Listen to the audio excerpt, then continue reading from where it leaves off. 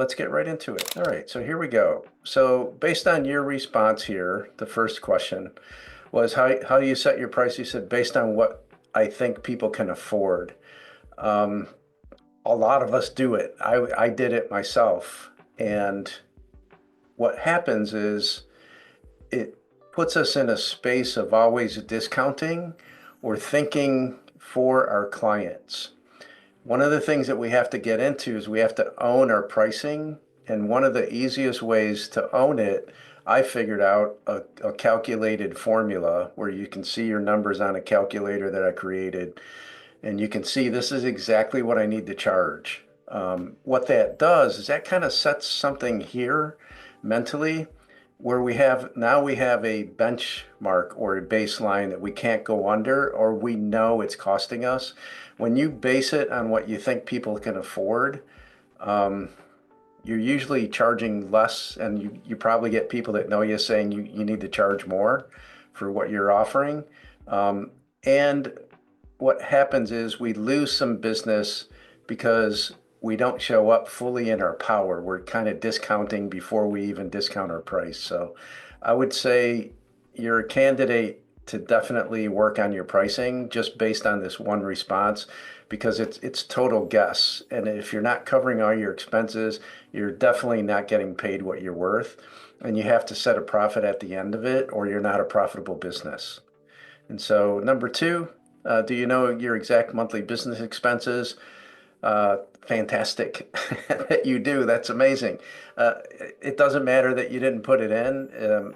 It would have helped a little bit, but I'm just going to say, let's say it's the average is probably around 1,200 to 2,000 for the average entrepreneur, speaker, business owner, course creator. And based on that and what you want to make as an income, is going to start your baseline again if you calculate or formulate the expenses. And that also determines how many people you need to sell in a month. So it's a combination. That's why it's a formula. The fact that you know it is a really good step because I would use at least that as your baseline. Like, I need to have enough sales to cover all these expenses and to pay me X amount of dollars. Does your current pricing cover all of these? Monthly expenses, desired income. You said some, not all. So it's really kind of no, it's not. That's where a formulated pricing strategy or formula would really help you because when you know what you need to charge that covers everything that you spend money on, when you know that it's covering that and it's paying you what you chose to get as an income, let's say that's 10,000 a month or 20,000 a month, whatever it is, and it's adding a percent of profit at the end of it, we show up different, right? We also attract a different level of customer or client because of the way that we show up in part, but also if it elevates your price, meaning if it increases your price, that means that you have to look for a higher level of experience or professional than you work with now. In the beginning, for me, I worked with a lot of startups. I love startups. I can help startups. They're like a blank slate. They're open. They're eager. They're sometimes they question too much, but all of the above was good. But the one thing that they couldn't do was either afford me from the start or sustain me for very long.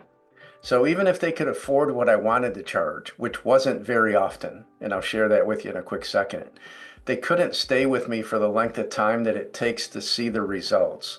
So usually if it's not just pricing and I'm working with a client, it's probably around 6 to 18 months before they get to the level of success that they deserve, desire, and require with me. But they couldn't do that if they were a startup because they were worried about next month's payment before the next month even came up.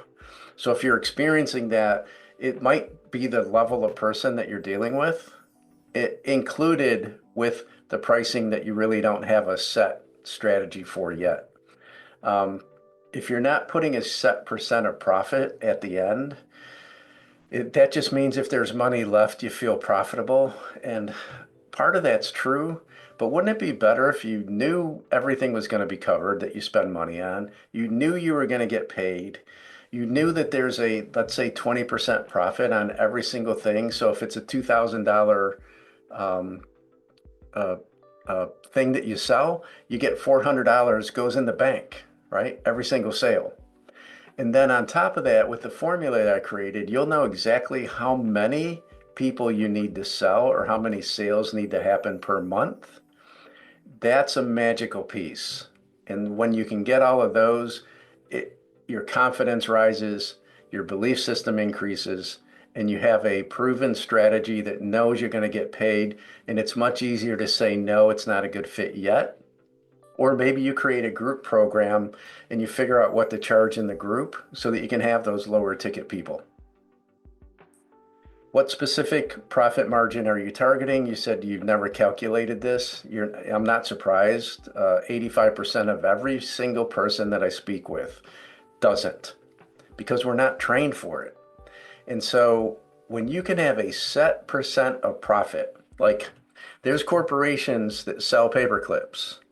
This paperclip had a set percent of profit attached to the cost of it. They know down to the micro penny of exactly what they need to charge and how many units they need to sell to make their business profitable. When your business is profitable, what happens is you have money in the bank for pet projects. You got a new launch you're doing. You have new programs that you need to buy. It doesn't have to come out of your pocket. I can't tell you the impact that that has in a positive way of feeling like you're successful. And on top of that, if you price it properly with the formula, we can forecast your growth, your future team before you even hire them. And now you're charging enough to cover them. So when it comes time to hire them, 50% of the reason to hire people is gone, which is you can't afford it because you're already paying for them. That's what the pricing formula can do. But having a set profit is a really good place to be, because now you know exactly what you're making in the bank, excluding your expenses, excluding the pay that you make. Okay. Number 5, how many sales a month do you need to make it work? You know what's needed. It's a specific number of sales each month. I'd love to know what that number is for you. The fact that you have your expenses together and you feel you know what's needed as far as the numbers, you're really close to figuring out or having a formula that works for you, that creates the income you desire, that doesn't have to discount anymore to the level that maybe you're at, and has a set profit at the end of it. I would say that this here might be 85% true to 90% true, because if you don't have a set profit, or you don't know exactly how much you make on each sale, that might need a tweak. And so this number will need a tweak. Let's see, number 6. When did you last review your pricing? Within the last 6 months. Congratulations. The average person I talked to, it's been a few years, even since COVID. And as we know, with COVID, prices have gone up. The question is, did you do anything when you reviewed your pricing? And then I would question, are you talking to the right people, since you still have to discount what you feel they can afford? Number 7, at your current pricing, can you afford to hire the team you actually need? No, you need to increase your revenue. That's the average response that I get. It's not an uncommon thing. It's the way that logically we would think. But here's a little twist. What if you could formulate your pricing to know exactly what you need to charge today for the next hire you have 3 months from now or 6 months from now? It's very easy to do when you have a calculator that'll show you, or you can calculate it yourself. Not only is it easy to do, but it shifts our leadership belief into more of a confident leadership role. And we can start forecasting our growth. And when we can forecast our growth and implement that forecast, sky becomes the limit. And it doesn't mean you have to have a 7-figure business, but it also means you can have one if you choose. So I would definitely say that you would qualify for my formula if it makes sense to you to do it. Just on the fact that you don't have your profit totally together. You're discounting your price based on what you think people can sell, and you know that you need to increase your revenue to hire a team that you actually need. Now, I said actually need, right? So that tells me that you not only could use some help now, but you could also use some forecasting growth so that as you grow, because once you include those people you need now, you're going to be at a different level and you're going to grow quicker and you're going to need other help. And so you don't want to keep repeating what do they call it? The hamster wheel cycle. What you want to do is you want to forecast it out so that you can plan it out and it can happen on your terms, not as a stress necessity. Number 8, what's the biggest thing stopping you from raising your prices? Competition in your space. It's the niche that you founded. It's now fierce. You have a lowered entry point prices recently. Um, I get that. I'm not sure because we aren't talking if you already run groups or not. That's an alternative option, or if you have recorded programs or not, if that's applicable. That's one strategy I would absolutely explore. The other one is I would look at the way that you qualify people and the value message that you share when you're talking with people live in your qualification and then your sale slash closing. I would look at that because it a lot of times the price is the first reason that we come in, but it's the last reason that we buy. So some people will absolutely just buy on price. That's a given. But those are the people that usually check out first. What we're looking to attract are people that understand the value and then see that the way that we solve the problem that they have meets that value or exceeds it. So when you first come into a sale, there's cost and there's value, or value could even be down here because they don't know us.